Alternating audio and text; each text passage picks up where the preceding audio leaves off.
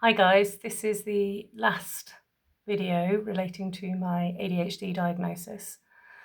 And I feel a little stunned, a bit shocked, but I wanted to complete this process that I started of sharing what it feels like to get a diagnosis. It's incredibly emotional. So it turns out I have moderate ADHD, the very top end, borderline with severe. Haven't been making it up all these years. And the reason I've coped as well as I have is because I'm between 0.5 and 1% top end of the population for intelligence. So I've been able to develop strategies, I've been able to cope until I couldn't. And the feeling of validation is quite overwhelming to know that I'm not just a bit shit. So I said this to the psychologist. I said, I'm quite anxious. I'm worried that I'm just a bit shit. And she laughed and said, well, that would be a diagnosis, wasn't it? Nina's just a little bit shit. But she said, absolutely not.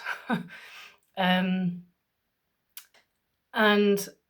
it feels like a weight has lifted off me, that my sense of myself has been validated, that my brain does still function as it used to when I was younger. It's just I don't always have control over when it's going to function that well, because I may have crashed and burned, or I may be filled with brain fog or exhaustion of some kind and it just won't work.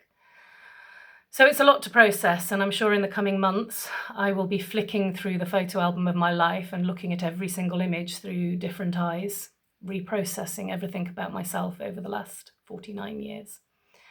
So if you're in the same position as me and you've had a late diagnosis, or you're thinking about a late diagnosis, please get in touch. It's one of the greatest gifts that I have been given. Take care.